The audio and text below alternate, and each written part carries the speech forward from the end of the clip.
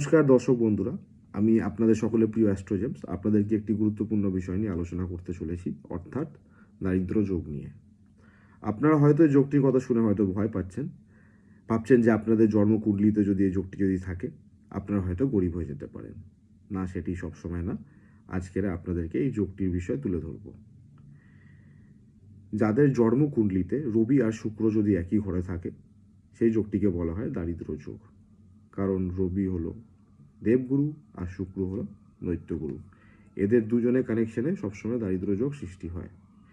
দারিদ্র যোগ আমাদের জীবনে নানান রকমের সমস্যায় ফেলতে পারে। যেমন বাবার সাথে আপনার সম্পর্ক খারাপ হয়ে যেতে পারে, বাবা হয়তো যে কোনো কারণে প্রপার্টির দিক থেকে লস খেতে পারে, বা প্রপার্টি নিয়ে ঝামেলা জড়িয়ে যেতে পারে, আপনার মান যশ হানি হতে পারে, আপনি কোনো কোর্ট কেসে জড়িয়ে যেতে পারেন, আপনার কর্মজীবনে সমস্যা আসতে পারে। আপনাদের জন্মকুণ্ডলিতে যদি এই যোগটি যদি থাকে তাহলে আপনার যে কোনো ভালো জ্যোতিষীর সংস্পর্শে আসবেন, বা আপনারা যদি মনে করেন যে আমার কাছে এলে আপনাদের সমস্যার সমাধান হবে, তাহলে স্ক্রিনে দেওয়ার নাম্বারে আপনারা আমার সাথে কন্ট্যাক্ট করতে পারেন। ধন্যবাদ।